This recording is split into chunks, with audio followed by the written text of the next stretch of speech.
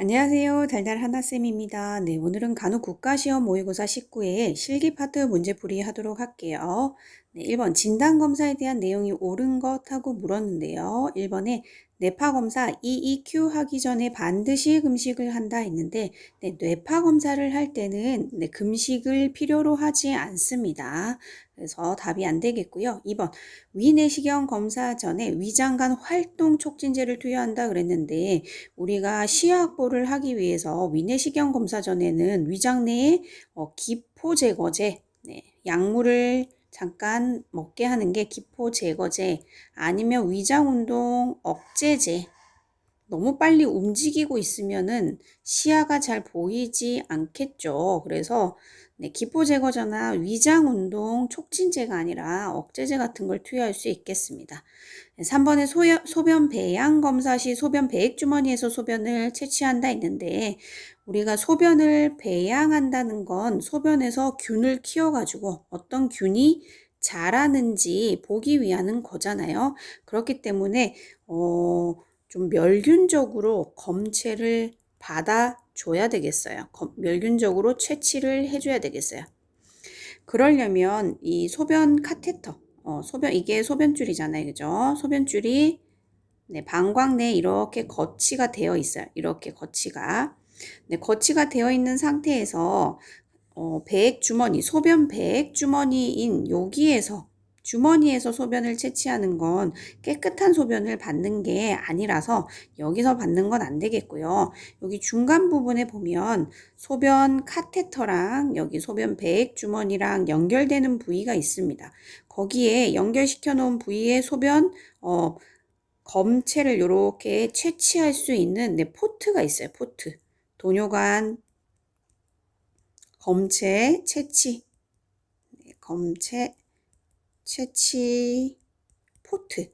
여기를 소독솜으로 닦은 다음에 멸균 주사기를 이용해서 멸균 주사기를 이용해 가지고 우리가 검체를 채취해야겠어요. 그래서 배액주머니에 소변을 채취하는 거 아니고요.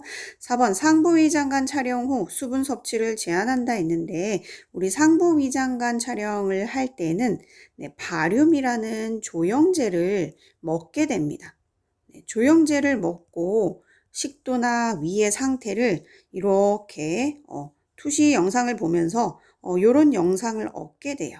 그래서 이런 것들 조영제를 먹게 되는 게 하얀 조영제를 입으로 해가지고 우리가 경구로 먹게 되죠. 그렇기 때문에 그걸 먹고 나면은 대변이 하얗게 나오거나 아니면은 잘 안 나올 수 있어요. 변비에 걸릴 수 있어요. 변비 예방을 위해서 우리가 수분을 많이 드세요 라고 얘기를 검사 전에 해줄 수 있어야 되겠습니다. 그래서 상부 위장관 촬영 후에 수분 섭취를 제한하는 게 아니라 변비를 예방하기 위해서 수분을 섭취를 격려한다가 맞겠네요. 자, 5번에 CBC 전혈구 검사는 항응고제가 들어있는 검체 용기를 사용한다 했는데 CBC라는 건 우리가 혈구 전체를 검사하는 거예요. 우리 혈액에는 혈구, 혈장 이런 것들이 성분이 있었잖아요.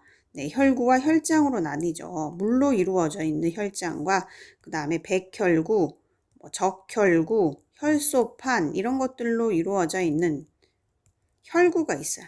이 혈구의 개수를 세려고 하는 거예요. 그러다 보니까 이 피가 굳으면 안 되겠죠. 그래서 항응고제가 검체 벽에 보면은 이렇게 하얗게 이런 식으로 해서 검체 벽에 묻어 있어요.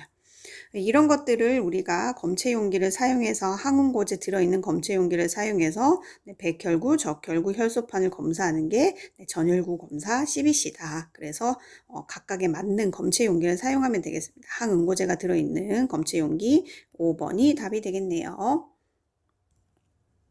2번 폐쇄공포증이 있는 환자가 불안해할 수 있는 검사로 옳은 건 물었어요. 폐쇄공포증이라는 건 어떤 협소한 공간에 들어가거나 했을 때 폐쇄되어 있는 그런 공간에 있을 때 환자가 불안을 일으킬 수 있을 만한 검사가 되겠어요. 거기에 해당되는 게 자기공명 영상이라고 하는 쉽게 우리가 MRI라고 하는 이 검사가 그죠. 통으로 되어 있는 그 구성된 자석으로 구성된 장치. 자석으로 구성된 장치 안에 들어가서 우리가 MRI를 찍게 됩니다. 그래서 보통 폐쇄공포증이 있는 사람들 가만히 움직이지 않는 자세로 해서 한 40분에서 1시간 정도 우리가 영상을 찍어야 돼서 불안해할 수 있어요. 그리고 소리도 굉장히 소리, 소음 이런 것들이 굉장하죠. 그래서 또 환자가 불안할 수 있습니다. 그래서 답은 4번이 맞겠고요. 부가적으로 MRI 검사할 때 우리가 주의사항이 있겠네요. 자석으로 구성된 장치에서 우리가 검사를 하는 거라서 검사실에 들어가기 전에 금속 물질 제거해야겠어요. 금속 물질, 자성, 자기를 띠는 자성 물질, 띠는 물질, 그런 것들 이제 머리핀, 특히나 여자분들, 그다음에 시계, 남성분들, 어르신들은 이제 틀니, 틀니, 그다음에 보청기 이런 것들 제거해야겠네요. 제거. 자성물질.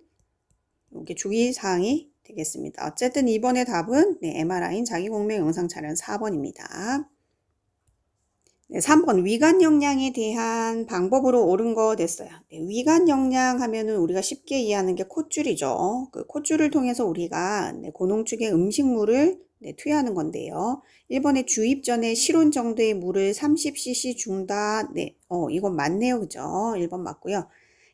2번에 1분에 150cc ml씩 투여한다 했는데 이 정도는 1분에 150까지 들어가면 너무 빠르고요. 보통은 1분에 50cc 이상은 주입되지 않도록 하는 게 적당한 속도가 되겠고요. 3번에 위액을 확인하고 시린지에다가 쭉 잡아당겨 봐가지고 위액이 나오는데 이거를 확인을 했으면 버린다라고 되어 있는데 버리지 않죠. 몸에서 나온 거기 때문에 전해질 불균형이 올 수 있어서 내용물은 다시 넣어줍니다. 그 다음에 4번에 영양액을 다 넣은 후 공기를 30cc 넣어준다라고 했는데 공기는 들어가면 굉장히 불편합니다. 그죠? 음식물과 함께 우리가 공기를 삼켜도 불편한데 인위적으로 이렇게 넣어주는 거 굉장히 불편하겠죠. 공기가 들어가지 않게 주의해 줘야 돼요. 그렇게 해서 우리가 들어가지 않도록 주의 기울였고요. 그 다음에는 영양액을 다 넣었다 그러면은 공기를 넣는 게 아니라 우리가 미온수를 넣었죠. 미온수. 미온수 뭐 한 30에서 60cc 정도 넣어줍니다. 왜? 코 위관이 막히는 거. 막히는 걸 예방하기 위해서. 미온수를 음식물을 다 투여하고 나면은 넣어주게 되고요.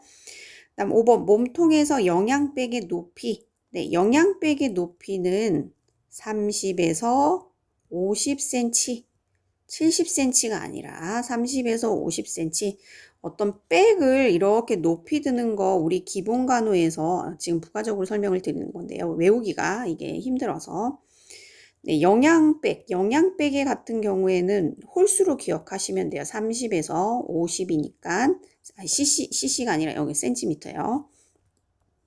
센티미터로 홀수로 기억하시고요. 그 다음에 관장을 할 때 관장백을 또 올려야 되잖아요. 중력에 의해서 흘러 들어갈 수 있도록 우리가 올려야 되는데 관장백은 얘가 홀수니까 조금 더 높이 짝수 40에서 60cm로 기억을 하시면 될 것 같아요. 그래서 책에서 나오는 기본 간호에서 나오는 높이 위치 조금 기억을 해두시면 될 것 같고 어쨌든 3번에서의 답은 1번이 되겠습니다. 4번 엉덩이를 들어 올리지 못하는 환자에게 변기를 대주는 방법으로 옳은 것 물었네요. 엉덩이를 들어 올리지 못한다는 거는 부동 환자, 부동 환자에게 우리 변기를 대어주는 방법 옆으로 돌려 누워야 되겠죠. 옆으로 돌려 누워서 변기를 옆으로 누웠을 때 측이 자세에서 변기를 대어주고 앙와이 똑바로 눕힌 자세로 앙와이로 눕혀주면 되겠습니다.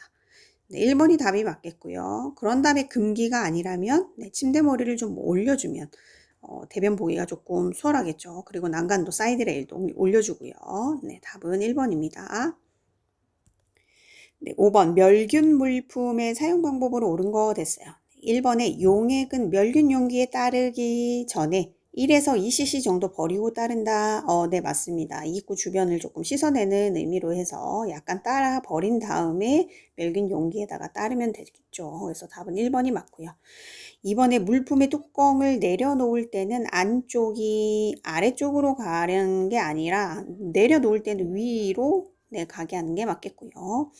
3번에 이동 겸자 끝이 손잡이보다 위로 가게 잡는다 했는데 겸자의 끝은 항상 손목보다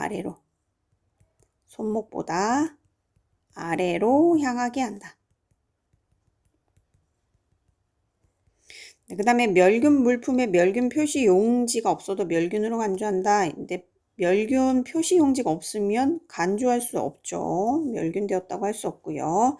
자, 멸균 물품은 허리 높이보다 낮은 작업대에서 사용한다 했는데 멸균 물품은 허리 높이나 아니면 그 이상의 높은 곳에서 허리 높이보다 낮으면 안 되고요. 허리 높이 이상은 돼야 되겠어요. 허리 높이는 돼야 되죠. 자, 그래서 5번의 답은 1번이 되겠습니다. 6번 낮은 수준의 약한 소독으로도 소독이 가능한 물품은 1번의 청진기 했는데 그렇습니다. 청진기는 낮은 수준의 약한 소독으로도 충분하고요. 2번의 이동 겸자는 우리가 멸균 시켜요. 24시간에 한 번씩은 꼭 멸균된 것으로 새 것으로 사용을 해야 되는 것이고요. 3번 검사용 바늘, 위내시경 기구, 외과 기구 이런 것들은 위내시경 기구는 특히나 높은 수준의 화학 소독 정도는 돼야 되겠고요. 나머지 이제 외과 기구라는 건 수술할 때 좀 사용하는 거고 검사용 바늘도 침습적으로 사용하는 거기 때문에 멸균 정도는 돼야지만 멸균 처리가 돼야지만 사용 가능할 수 있겠습니다. 6번의 답은 1번이네요. 7번 여성 회원부 간호에 대한 설명으로 옳은 거 됐어요. 1번 음순을 닦을 때는 소독솜을 매번 닦는다. 새 것으로 소독솜으로 매번 바꿔서 닦는 거 맞겠습니다. 2번 항문에서 치골 요도순으로 닦아주면은 항문에 묻어있던 균이 요도로 들어갈 수 있겠죠. 그러니까 순서가 치골이 제일 위쪽에 있는 게 치골이니까 치골에서 그 다음 요도, 그 다음 항문순으로가 맞겠습니다. 75% 알코올로 깨끗이 닦아준다 했는데 우리가 회원부 간호할 때는 물에 적신 솜이나 거즈, 물에 적신 솜, 거즈 이런 것들 이용해도 충분하겠습니다. 4번 소음순에서 대음순 순으로 닦는다 했는데 대음순과 소음순의 순서가 바뀌었네요. 5번 수건의 한 면만 사용하여 닦는다 그랬는데 그러면 안 되겠죠. 매번 수건의 다른 면 사용해야겠어요. 7번의 답은 1번입니다. 8번 멸균 장갑 착용법으로 옳은 건 물었네요. 착용법이니까 벗는 것 말고 우리가 살펴봐야 되는데요. 장갑을 우리가 낄 때는 첫 번째 이제 한쪽 손을 장갑을 끼고 나면은 지금 다 끼고 있는 상태라서 나머지 이제 두 번째 장갑을 끼는 그림을 보면 찾아야 되는데 장갑 낀 손에 두 번째, 세 번째, 네 번째 손가락을 우리 이 남은 장갑의 이 접힌 부분 있죠. 이 접힌 부분의 아래쪽에다가 손가락을 쓱 접힌 커프 아랫부분에 손을 쓱 넣어가지고 장갑을 들어 올려요. 들어 올린 다음에 손을 쫙 껴가지고 착용을 하고 그 다음에 이제 접혀 있는 이 부분을 펴줘야겠어요. 그래서 이렇게 끼고 있는 게 이제 착용법이 번호가 없네요. 1번, 2번, 3번, 4번이면은 4번 그림이 답이 맞기는 하겠어요. 지금 1번, 2번은 같은 그림처럼 보이기는 하는데 어쨌든 끝을 잡고 이렇게 당기고 있는 거라서 착용법이 아니라 벗는 듯한 방법으로 보이는데 이것도 이제 벗을 때도 이렇게 벗으면 안 되죠. 우리가 겉에는 오염물질이 묻어 있는 상태라서 그대로 손가락으로 잡아서 당겨서 벗는 방법은 틀렸고요. 3번도 어떤 의미인지는 정확하게 잘 모르겠지만 네, 이 그림도 맞지 않겠습니다. 네, 그리고 벗는다고 하더라도 이 장갑을 한쪽을 벗은 다음에 이쪽 손에 커프 아래쪽에 손가락을 넣어서 네, 벗어서 뒤집어서 버리는 건 맞겠습니다만 지금 5번 그림은 벗는 그림인 것 같은데 여기도 지금 장갑을 끼고 있기 때문에 안쪽을 만지는 것 자체가 또 오염을 시킬 수 있어서 적당한 그림은 안 되겠고 얘는 착용법이 또 해당이 되지 않겠네요. 그래서 답은 8번의 답은 4번이 되겠습니다. 9번 비치료적인 의사소통으로 옳은 건 물었어요. 1번에 오늘은 기분이 어떠세요? 하고 어떠냐고 물으면 환자가 네, 오늘은 기분이 어떻습니다. 라고 대답을 할 테니까 이거는 네, 개방적인 질문이라서 이건 치료적인 개방적 질문, 네, 치료적인 의사소통에 해당이 되겠어요. 네, 2번에 그러시군요. 이해합니다. 라고 상대방의 마음을 이해하고 있으니까 공감을 하고 있는 거라서 얘도 네, 치료적인 의사소통이 되겠고 3번 그래요. 약만 잘 드시면 됩니다. 라고 하는 거는 네, 지시에 해당되는 네, 비치료적인 의사소통이에요. 그래서 답은 3번이 되기는 하거든요. 그래서 설명이 없는 지시예요. 얘기하는 거 보면 이런 설명이 없는 지시 네, 합리적인 이유나 뭐 동의 없이 그냥 뭔가를 하라고만 이렇게 딱 지시를 내리는 건 비치료적인 의사소통에 해당이 됩니다. 4번에 얼마나 아프신지 더 자세히 말씀해 보세요 하는 것도 개방적인 질문에 해당이 되겠네요. 그래서 치료적인 거. 네, 병원에 입원하신 느낌이 어떠십니까? 라고 물었으니까 네, 병원에 입원한 경험은 느낌은 이러이러합니다. 라고 대답을 기대하게 되겠죠. 네, 개방적 질문입니다. 폐쇄적인 질문은 좋지 않은 건데 폐쇄적인 질문 예 아니오로 끝나는 거겠죠. 물었을 때 예, 밥 먹었어요? 그러면 네, 아니요 이렇게 대답할 수 있는 거는 폐쇄적인 질문이라서 좋은 질문은 아니에요. 그런 것들은 비치료적인 의사소통에 해당이 될 거고 개방적인 질문 이런 것들 공감 이런 것들은 치료적인 의사소통에 해당이 된다. 답은 3번입니다. 네, 10번 요추천자 후 환부가 젖어 있는 것 같다고 호소하는 대상자에게 우선적으로 취해야 할 사항. 네, 요추천자를 하고 나면은 우리가 보통 그 부위에다가 멸균된 꺼즈를 대줘요. 그쵸? 멸균된 꺼즈를 대어주고 그 다음에 검사하고 나서 몇 시간 동안은 평평한 곳에 똑바로 누워 있도록 합니다. 그래서 절대 안정을 시키죠. 앉게 되거나 하면은 내척수액이 누출되고 하면서 두통이 생길 수 있어요. 그래서 ABR을 시키고요. 근데 만약에 이제 환자가 젖어 있는 것 같다라고 얘기를 했다라고 하면 환부를 일단 제일 먼저 살펴봐야겠죠. 그런 다음에 의료인에게 보고하면 되겠습니다. 그래서 답은 2번이 되겠네요. 네, 11번 수술 후 심부정맥 혈전증 예방을 위해서 취해야 할 사항으로 옳은 것 했어요. 네, 수술을 하고 나서 심부정맥 혈전증 이걸 예방할 거라고 하네요. 그죠? 심부정맥 혈전증이라고 하는 거는 우리 다리 같은데 주로 많이 발생하고요. 다리에 깊은 깊을 심자, 심부, 깊은 부위에 정맥, 심부, 깊은 정맥에 혈전이 생긴 거예요. 그래서 혈전이 생겨서 이 혈전이 혈관을 막게 되거나 하면 엄청나게 문제가 커지겠죠. 혈전 덩어리가 생겨서 혈관을 막아요. 그러면은 통증도 생기고요. 폐색이 되니까 혈액순환이 안 되니까 딱딱해지고 종아리도 불편해지고 열감도 있고 뭐 이렇습니다. 오한도 생길 수 있고요. 이런 것들을 예방하기 위해서 취해야 할 사항은 예방사항은 수술을 하고 나면 그래서 일찍 일어나서 통증이 심하지 않으면 침대에서 내려와서 하루 이틀 지나 빨리 좀 걸어서 다닐 수 있게 조기 이상을 시킵니다. 빨리 일어나서 걷게 하는 거. 그렇게 하면 좀 막을 수 있어요. 그 다음에 다리 운동 시키는 거. 종아리 근육을 탄탄하게 만들어줘서 피를 잘 짜줄 수 있게끔 해주는 거. 다리 운동. 그 다음에 색전이 혈전 생기지 않도록 하는 스타킹. 압박 스타킹 주로 착용하게 하죠. 그 다음에 뭐 적당한 수분을 취하게 하는 거. 이런 것들이 예방할 수 있는 도움이 되겠어요. 그래서 보면 1번에 보가이 취해준다 아니고 조기 이상 취해준다. 조기 이상 해주는 거, 교육하는 거 맞겠고요. 수분 섭취 제한하지 않고 적절한 수분을 섭취할 수 있게 해주고 침대 안정을 하게 하는 건 좋지 않습니다. 네, 일찍 일어나게 해서 그러니까 수술하고 나서 침대에 계속 누워 있는 게 아니라 통증이 좀 가라앉고 하루 이틀이 지나면은 일어나서 걷게 하는 거. 그래서 침대 안정은 좋지 않겠네요. 답은 2번입니다. 12번 두개강 내압 상승 시 간으로 옳은 거 됐습니다.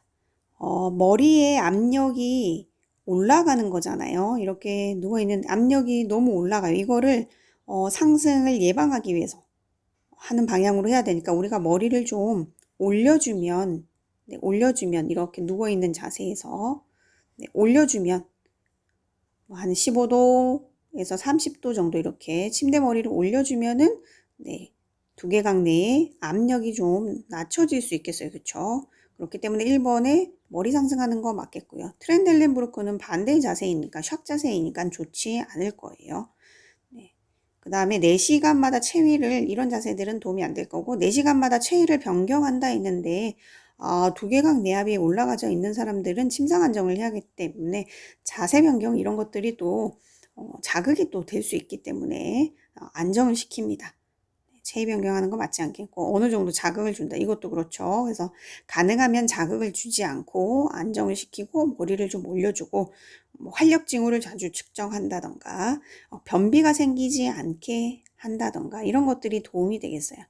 변비가 생기면 복압이 올라가면서 대변을 보게 되기 때문에 좋지 않겠죠. 답은 1번입니다. 13번 환자가 심장 수술을 받았다. 폐를 최대한 확장할 수 있는 체위로 옳은 거는 반자위, 또 다른 말로 파울러 자세라고 하는 요 자세가 좋겠어요. 그죠? 앉은 자세를 취하게 되면 폐도 확장되고요. 최대한 시킬 수 있고 해서 이런 호흡곤란 있는 사람들에게 주로 많이 취하는 자세가 되겠고 그 다음에 흉부 수술 아니면 심장 수술, 호흡곤란 환자, 흉부 수술 환자, 그 다음에 심장 수술 환자 이런 수술 환자한테 편안하게 해주기 위해서 적절한 체위가 되겠습니다. 답은 2번입니다. 14번 연하곤란, 삼킨곤란을 겪고 있는 노인의 식사 보조에 대한 설명으로 옳은 것 했습니다. 식사는 빠른 시간에 마치도록 1번에 설명이 나와져 있는데 빠르게 먹다 보면 흡인을 할 수 있으니까 서두르지 말고 천천히 조금씩 주는 게 맞겠고요. 2번 흡인을 예방하기 위해 액체 음식을 준다 했는데 보통 연하곤란이 있으신 분들은 연두부 정도의 점도가 있는 음식이 적당하겠어요. 이런 음식이 괜찮겠고요. 3번 편마비, 반신마비가 있는 환자의 경우 마비가 있는 쪽으로 음식을 준다 했는데 마비가 있는 쪽이 아니라 건강한 쪽으로 그래야지만 건강한 쪽 볼에 넣어주면 그쪽으로 씹을 수 있겠죠. 다음 4번 음식을 삼킬 때 상체를 숙이고 턱을 당긴다. 네 맞겠습니다. 이런 자세가 식도가 넓어져서 음식물을 꿀꺽하고 삼키면 기관지로 들어가지 않고 기관으로 들어가지 않고 식도 쪽으로 이렇게 들어갈 수가 있겠어요. 5번 타액 분비를 촉진시키기 위해 신맛이 강한 음식은 주는 게 아니라 제한해야겠네요. 침이 너무 만약에 나오면 흡인 될 수 있죠. 흡인 유발시킬 수 있기 때문에 14번의 답은 4번이 되겠습니다. 15번 병실의 환경관리로 옳은 것은 했습니다. 1번 환자에게 바람이 직접 닿지 않게 한다. 간접적으로 가게 한다 라는 말이니까 답은 1번이 맞겠고요. 창문의 크기는 방넓이의 10분의 1로 한다 했는데 방넓이의 10분의 1 창문의 크기는 우리가 채광 빛이 들어올 때랑 환기의 경우랑 해가지고 크기가 좀 달랐어요. 빛이 들어올 때는 우리가 병실 바닥 면적의 10분의 1 이상입니다. 이상. 그 다음에 환기는 빛이 좀 더 사이즈가 커요. 빛이 많이 들어오게 하고요. 환기 같은 경우에는 병실 바닥 면적의 20분의 1 이상이 돼야겠죠. 그래서 2번은 답이 네, 틀렸고요. 네, 3번 빗자루를 사용하여 바닥에 먼지를 제거한다 했는데 빗자루를 사용하게 되면은 먼지가 엄청 날리겠죠. 그렇기 때문에 환자 호흡기에 좋지 않습니다. 그래서 바닥 청소할 때 비질로 하지 않고요. 4번 창문은 낮은 곳에서 높은 곳으로 닦는다 했는데 네, 높은 곳을 먼저 닦은 다음에 낮은 곳으로 닦는 게 맞겠습니다. 그다음에 5번 햇빛이 병실로 직접 들어오게 커튼을 걷는 게 아니라 직접 들어오는 거 별로 좋지 않아요. 그래서 커튼, 뭐 스크린 이런 거 이용해 가지고 이걸 조절해서 병실에 적당한 햇빛이 들어오게 해줍니다. 답은 1번입니다. 16번 대상자에게 좌욕을 실시하려고 한다. 그 방법으로 옳은 거였어요. 1번에 어지럽거나 피로감을 느끼면 중단한다. 당연히 그래야겠죠. 1번은 답이 되겠고요. 네, 쪼그려 앉는 자세로 한다 했는데 좌욕을 할 때 우리가 쪼그려 앉는 자세는 하지 않는다 그랬어요. 그냥 걸터 앉는 걸터 앉는 자세가 맞겠고요. 쪼그리는 자세 자체, 이게 피가 쏠리죠. 쪼그리는 것 자체가. 그래서 혈액순환을 방해합니다. 혈액순환이 안 돼요. 그렇기 때문에 네, 걸터 앉는 자세로 우리가 자욕을 하면 되겠고요. 물은 55도에서 62도라고 했는데 이거 너무 뜨거워요. 그죠? 보통 40도 초반 정도 됩니다. 40도 정도에서 43도 이 정도가 적절하게 따뜻합니다. 4번 편안한 환경을 제공하기 위해 혼자 둔다 했는데 안전사고 예방을 위해서 혼자 두지 않아요. 그다음 문을 안에서 잠근다. 이것도 또한 잠그지 않습니다. 그 이유는 똑같이 안전사고 예방을 위해서 그렇다. 네, 답은 1번입니다. 네, 17번 신체가 정중선에서 멀어지는 관절 운동을 옳은 것하고 물었어요. 네, 그러면 우리가 그림을 보면서 잠깐 같이 공부를 해보도록 하겠습니다. 네, 정중선에서 멀어진다는 건 이렇게 신체 정중앙에 있는 가상의 선을 그었을 때 여기서부터 이렇게 점점 멀어지는 거잖아요. 그죠? 이걸 우리는 외전이라고 합니다. 그죠? 그러면은 관절 운동이 1번에 나오는 외전이 맞겠고요. 네, 외번이라고 하는 거는 우리가 발 쪽에서 볼 수 있어요. 이렇게 발 어디 가요? 발바닥 쪽이 그쵸. 바깥쪽으로 가는 걸 우리가 외번이라고 할 수 있겠습니다. 그래서 외번은 이 발바닥 쪽이 이렇게 바깥쪽으로 향하는 거 외번이라고 해요. 그 다음에 회내, 회외 이건 팔꿈치에서 일어나는 운동이잖아요. 그죠? 관절 운동인데 회외가 손바닥이 이렇게 앞쪽으로 오는 거고 회내는 손등이 앞쪽으로 오는 거를 우리가 관절 운동의 이름을 명칭을 이렇게 얘기를 했었고요. 그 다음에 외회전, 외회전 같은 경우에는 주로 어깨 쪽 살펴보시면 이런 식으로 해서 어깨 쪽 관절 운동에서 이렇게 하고 있다가 회전을 시키는 건데 바깥쪽으로 이렇게 바깥쪽으로 이렇게 올라가는 경우 점점점 바깥쪽으로 팔을 들어 올리는 경우 여기서 이렇게 위쪽으로 이렇게 가게 되면은 외회전이라고 합니다. 외회전. 그래서 차렷 자세에서 팔꿈치를 굽히고 밖으로 이렇게 회전시키는 거 외회전. 과신전 같은 경우에는 우리가 곧게 편 위치에서 좀 더 지나쳐서 가는 걸 우리가 과신전이라고 하죠. 그래서 정중선에서 멀어지는 거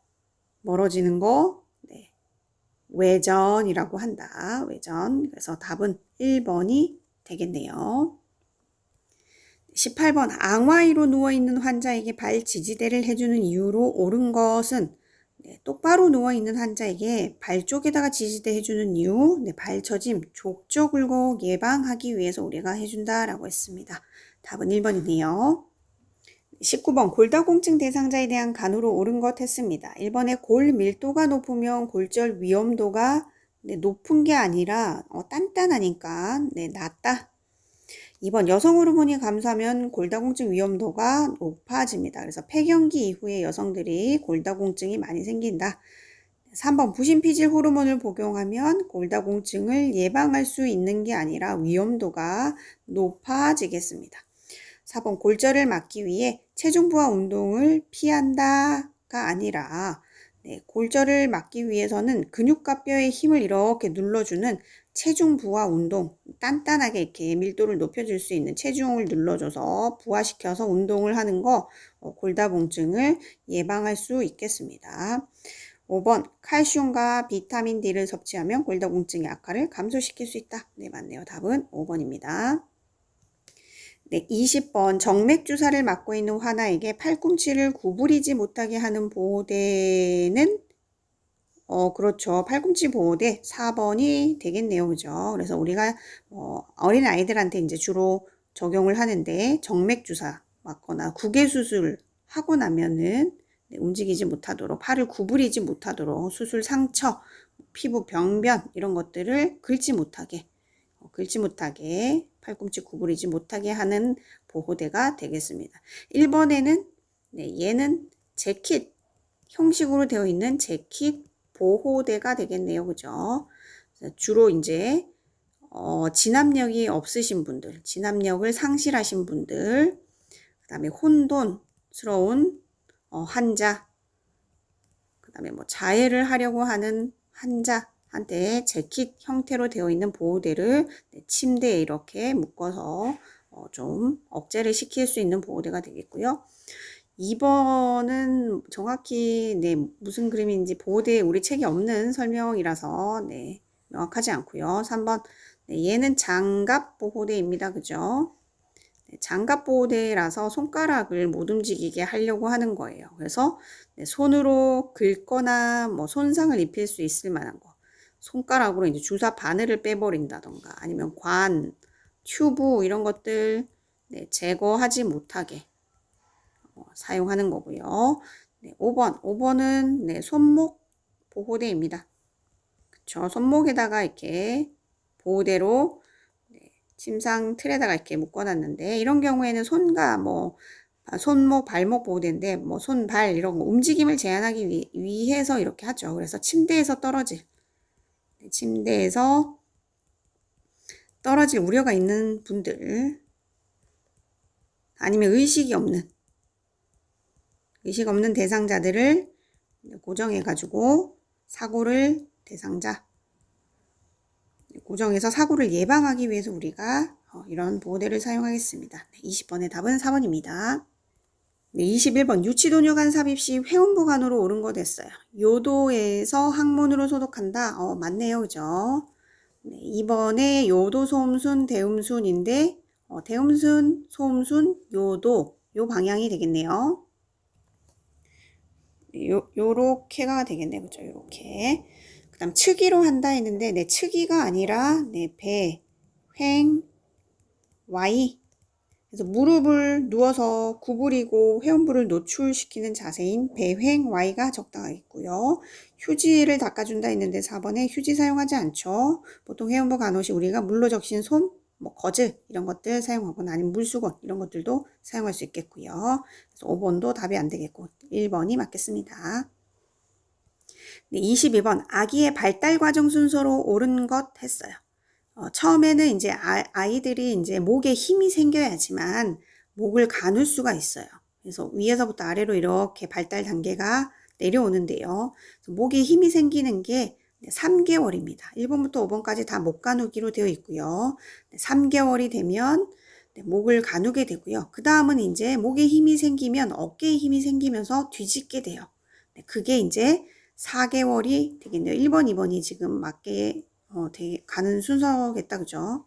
3개월. 그 다음에 뒤집는 건 4개월 정도가 돼야 됩니다. 4개월. 그 다음에 뒤집고 나면은 이제 허리 힘이 생기니까 앉아요. 앉아. 한 달 뒤. 그 다음에 앉는 거는 이제 6개월 정도 돼야 돼요. 그 다음에 앉고 나면은 이제 무릎에 힘이 생기면 기는 거죠. 7.8기 이렇게 기억하세요. 그래서 보통 7개월에서 9개월 정도 되면 겨요. 그 다음에 기고 나면은 다리 쪽에 힘이 생기고 나면은 걷게 되는 거죠. 걷는 건 우리 보통 돌잔치 할 때 아이들이 그때쯤 되면 다 걷잖아요. 1살 정도 되면. 그래서 12개월 정도 되면 걷는다. 그래서 답은 2번이 해당이 되겠네요. 23번 병원 전동 시 약의 처리 방법. 전동이라는 거는 병동이 바뀌는 거잖아요. 그죠? 병원에서 병동이 바뀌는 거예요. 이럴 때 남은 약의 처리 방법 어떻게 하느냐? 폐기한다 했는데 폐기하지 않고 원무과로 보낸다도 아니고 약국에 반납하는 것도 아니고요. 환자가 이동하는 병동으로 같이 보내면 됩니다. 보낸다. 답은 4번이 되겠네요.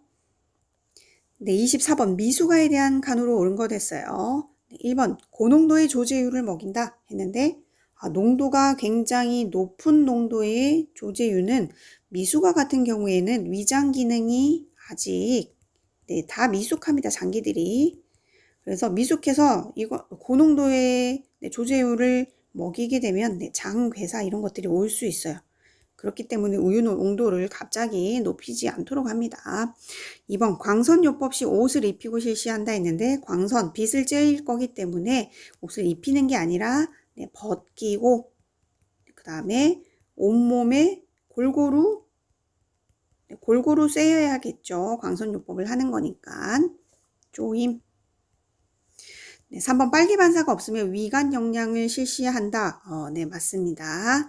4번 보육기 내에 고농도 산소를 장기간 투여한다 했는데 보육기 내에서 이 고농도의 산소를 너무 이렇게 장기간 투여하게 되면 우리가 수정체 뒤에 어떤 문제가 생긴다 그랬어요. 눈 뒤쪽에. 그래서 수정체 뒤 섬유 증식증이 나타나가지고 실명할 수 있어요. 그래서 고농도의 산소 주는 거 주의해야 되겠어요. 미숙아한테. 5번 보육기와 신생아 집중치료실 실내 온도 동일하게 유지한다 했는데 동일한 건 아니고요. 집중치료실, 병실 여기에는 22에서 26도 정도가 되겠고 보육기 같은 경우에는 조금 더 높은 온도인 30에서 32도 정도를 유지하면 되겠습니다.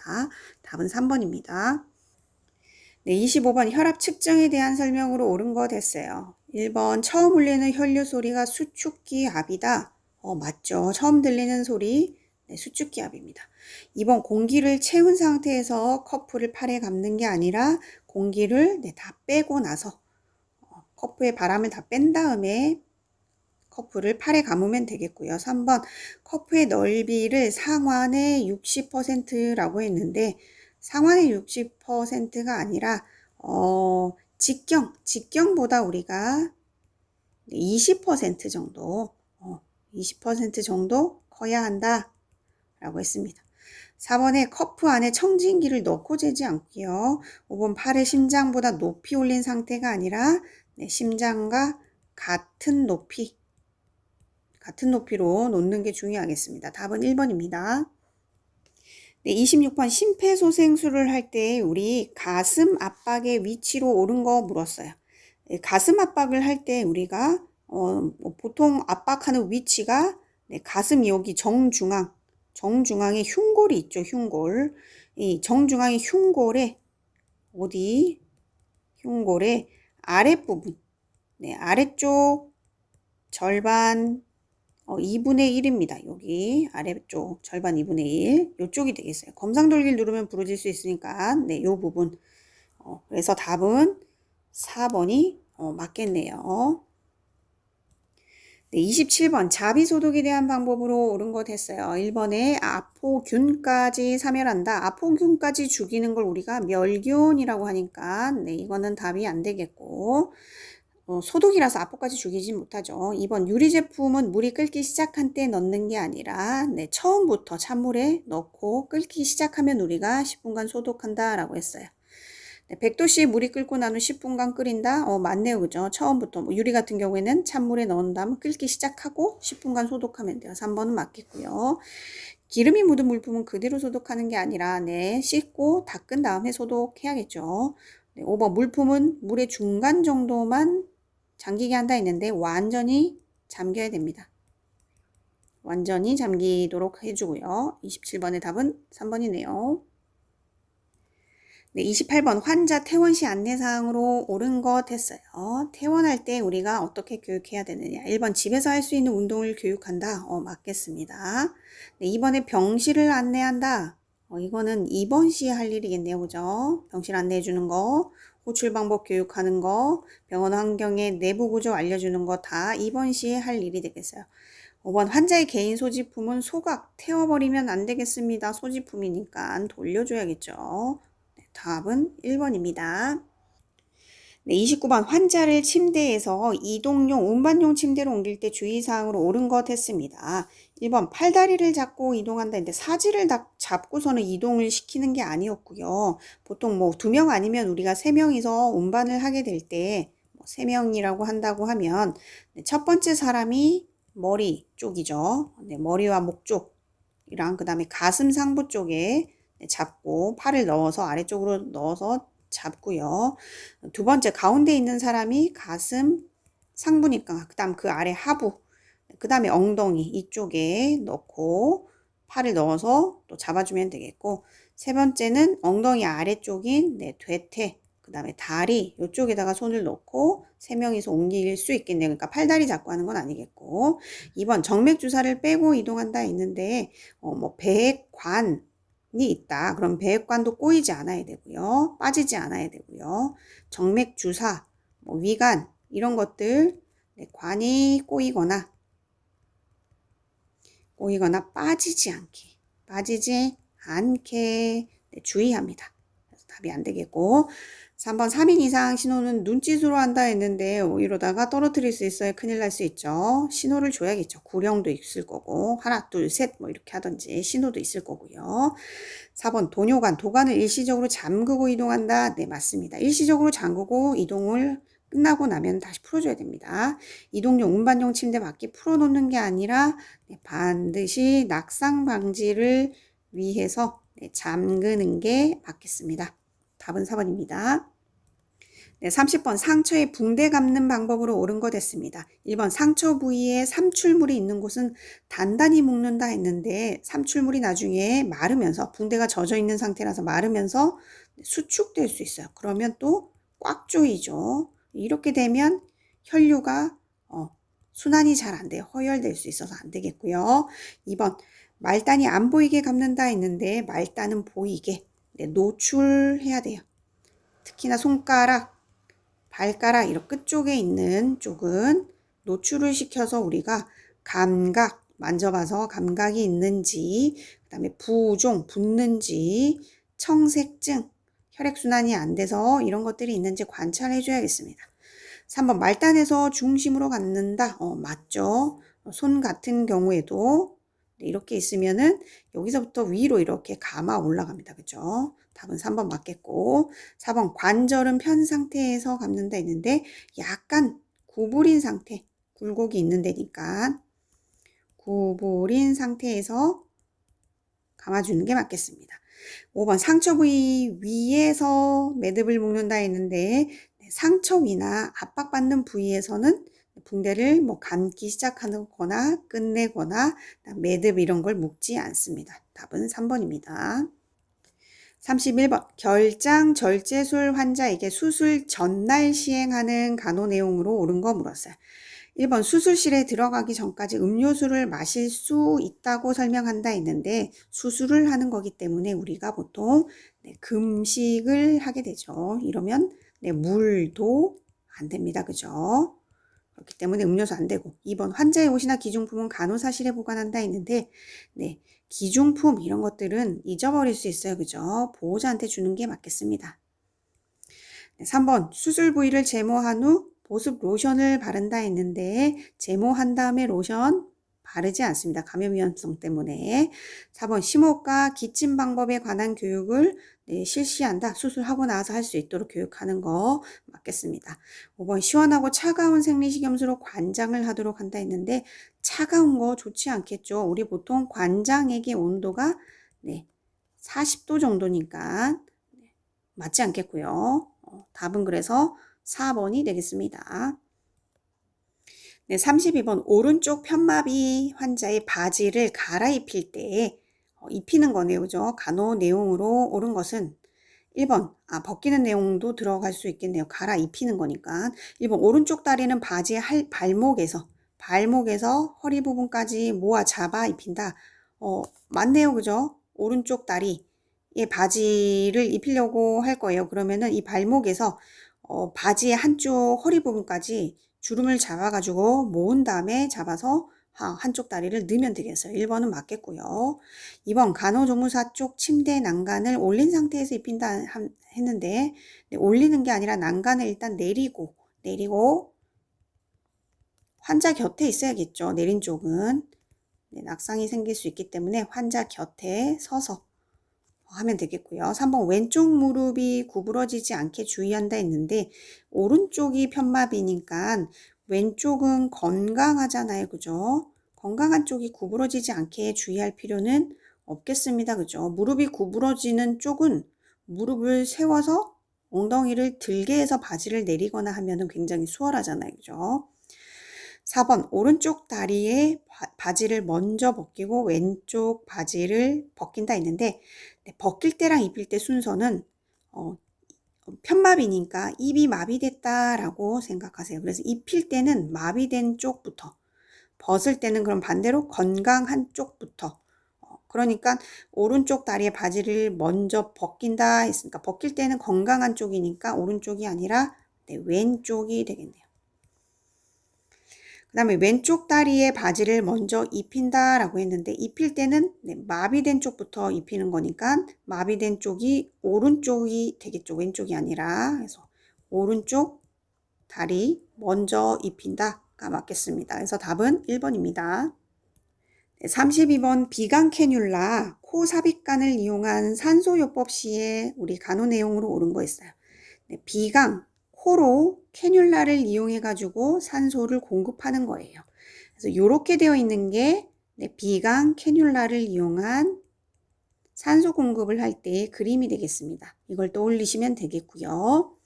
자, 1번에 보온이 필요한 경우 환자에게 모직 담요 준다 했는데 면 담요 줘야겠죠. 정전기 이런 거 발생시킬 수 있어요. 그래서 합성 섬유,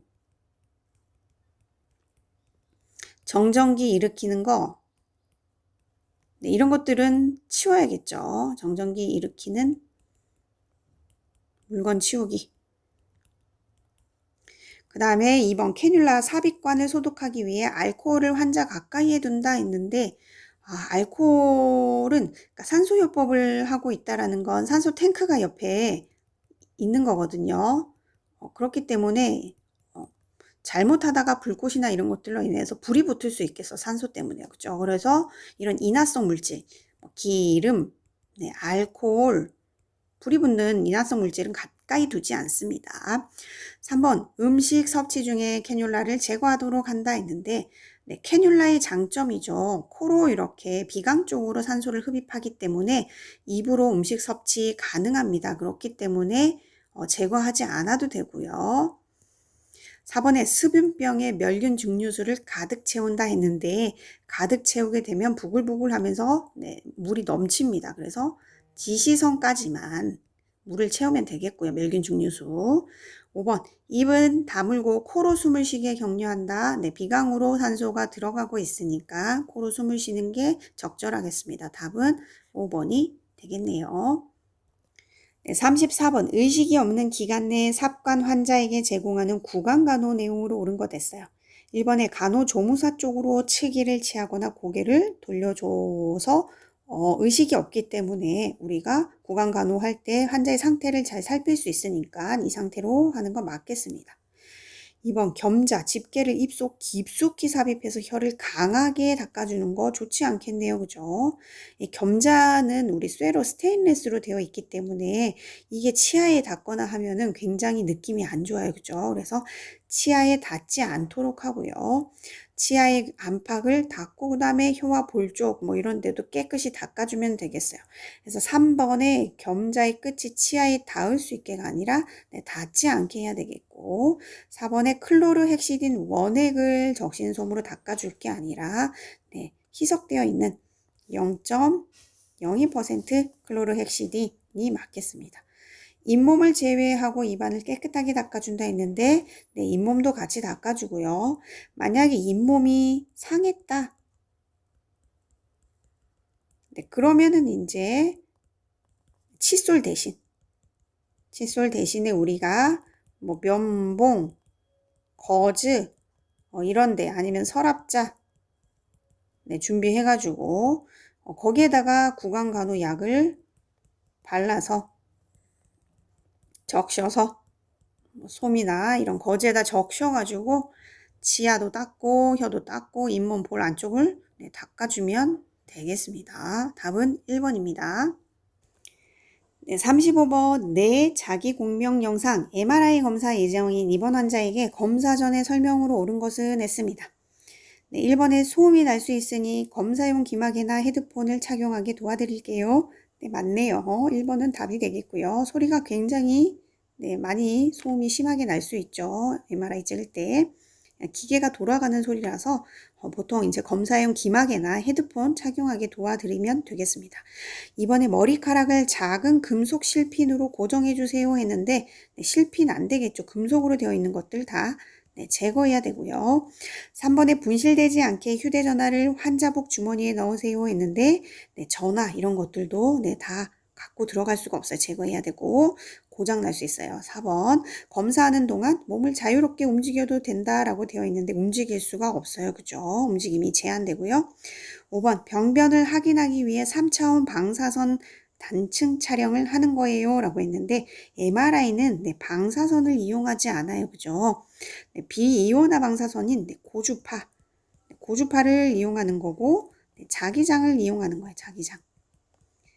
그래서 3차원의 방사선 단층 촬영은 CT에 적절한 선지가 되겠네요. 그죠? 그렇기 때문에 네, 35번의 답은 1번이 되겠습니다. 네, 오늘 영상은 여기까지 하도록 하고요. 영상이 조금이나마 도움이 되셨다면 구독과 좋아요를 눌러주시면 제가 다음 영상을 만드는데 아주 큰 힘이 되겠습니다. 네, 감사합니다.